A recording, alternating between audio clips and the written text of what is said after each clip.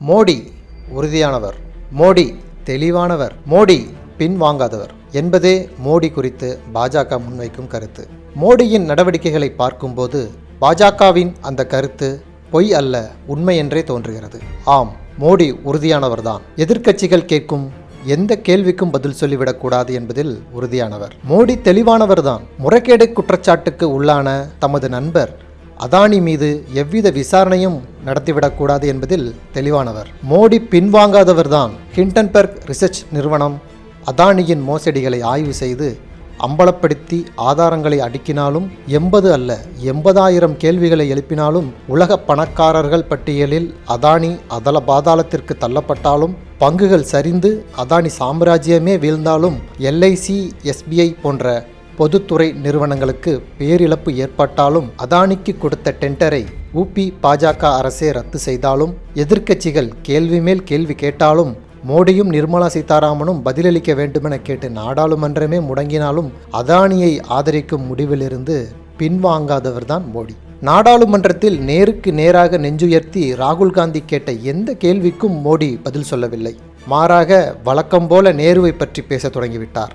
நேரு சிறந்த மனிதர் எனில் அவரது குடும்பத்தினர் நேருவின் பெயரை ஏன் குடும்ப பெயராக வைக்கவில்லை என்று அபத்தமாக கேட்டுள்ளார் மோடி. பட்டுக்கோட்டைக்கு வழிகேட்டால் கொட்டைப்பாக்குக்கு வெளி சொல்வதா என்று கிராமங்களில் கேட்பது போல உள்ளது மோடியின் பேச்சு. நேருவின் பெயரை நேரு குடும்பத்தினர் ஏன் வைக்கவில்லை என்று கேட்ட மோடி, சாவர்கர் பெயரையும் கோட்சே பெயரையும் ஏன் சங்கிகள் எவரும் வைப்பதில்லை என்பதற்கு பதில் சொல்வாரா என்று இணையத்தில் மக்கள் கிண்டலடித்து வருகின்றனர். நேருவின் பெயரை தம் பிள்ளைகளுக்கு சூட்டிய எண்ணற்ற காங்கிரஸ்காரர்கள் இருக்கின்றனர். சாவர்கரின் பெயரையோ கோட்சேவின் பெயரையோ சூட்டிய ஒரே ஒரு பாஜக காரர் உண்டா என்றும் சமூக வலைதளங்களில் மக்கள் விமர்சித்து வருகின்றனர். ஃபெரோஸ் காந்தியை இந்திரா திருமணம் செய்ததால் கணவரின் குடும்ப பெயருடன் இந்திரா காந்தி என்று அழைக்கப்பட்டார். ஃபெரோஸ் காந்தி இந்திரா காந்தி தம்பதியரின் பிள்ளைகள் ராஜீவ் காந்தி, சஞ்சய் காந்தி என்று அழைக்கப்பட்டார்கள். அவர்களின் மனைவிகள் சோனியா காந்தி, மேனகா காந்தி என்று அழைக்கப்பட்டார்கள். ராஜீவ் காந்தியின் பிள்ளை ராகுல் காந்தி, சஞ்சய் காந்தியின் பிள்ளை வருண் காந்தி.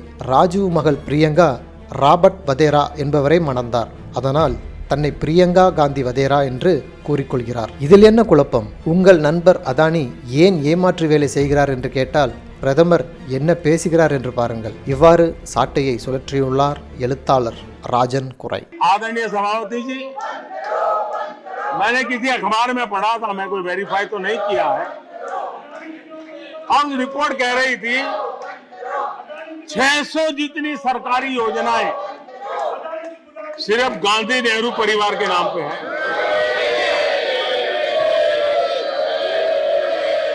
आदरणीय सभापति जी, किसी कार्यक्रम में अगर नेहरू जी के नाम का उल्लेख नहीं हुआ तो कुछ लोगों के बाल खड़े हो जाते हैं, उनका लहू एकदम गर्म हो जाता है कि नेहरू जी का नाम क्यों नहीं दिया। आदरणीय सभापति जी, मैं बहुत आश्चर्य होता है कि चलो भाई, हमसे कभी छूट जाता होगा नेहरू जी का नाम, और छूट जाता होता होगा हम ठीक भी कर लेंगे क्योंकि वो देश के पहले प्रधानमंत्री थे। लेकिन मुझे ये समझ नहीं आता है कि उनकी पीढ़ी का कोई व्यक्ति नेहरू सरनेम रखने से डरता क्यों है? क्या शर्मिंदगी है नेहरू सरनेम रखने से? क्या शर्मिंदगी है? इतना बड़ा महान व्यक्तित्व अगर आपको मंजूर नहीं है, परिवार को मंजूर नहीं है, और हमारा हिसाब मांगते रहते हो। आदरणीय सभापति जी,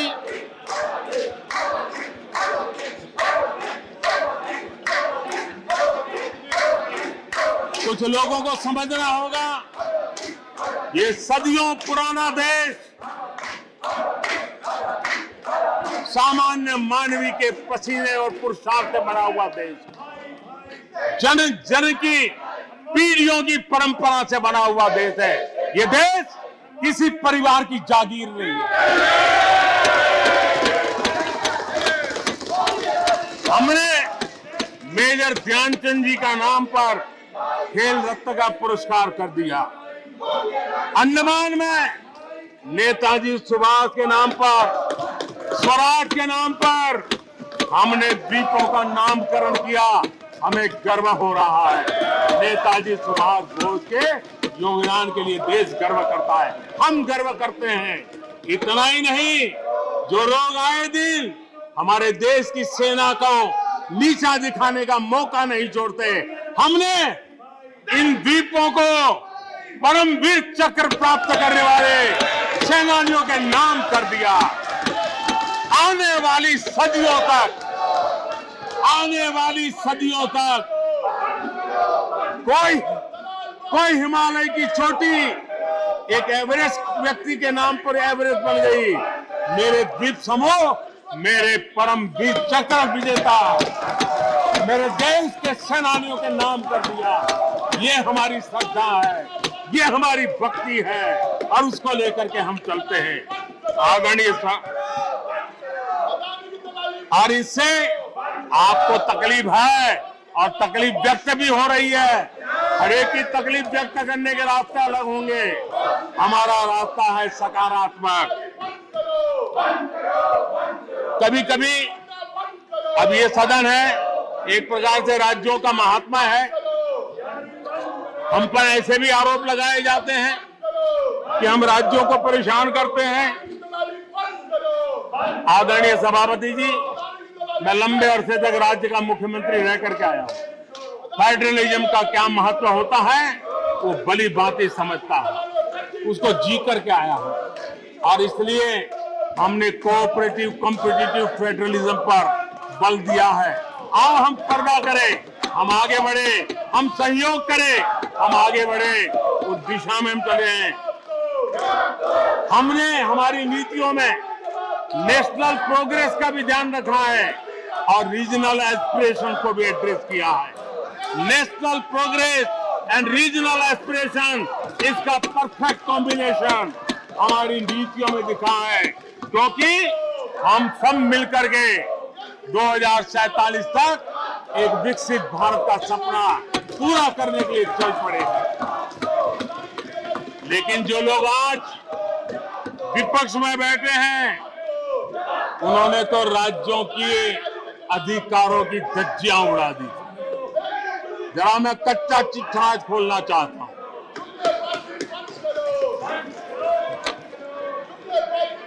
जरा इतिहास उठा करके देख लीजिए,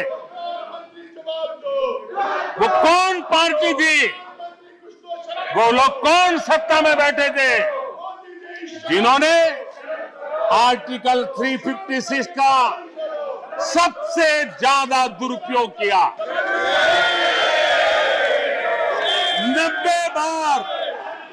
90 बार चुनी हुई सरकारों को गिरा दिया।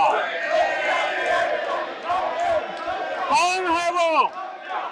कौन है जिन्होंने किया? कौन है जिन्होंने किया?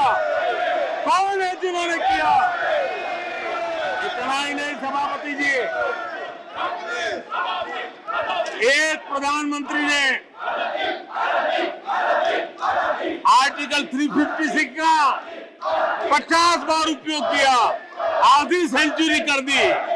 वो नाम है श्रीमती इंदिरा गांधी का। 50 बार सरकारों को गिरा दिया। केरल में आज जो लोग इनके साथ खड़े हैं, जरा याद कर लीजिए, थोड़ा बार माइक लगा दीजिए। केरल में वामपंथी सरकार चुनी गई, जिसे पंडित नेहरू पसंद नहीं करते थे। कुछ ही कालखंड के अंदर चुनी हुई पहली सरकार को गढ़ते थे। आज आप वहां खड़े हैं, आपके साथ क्या हुआ था जरा याद कीजिए।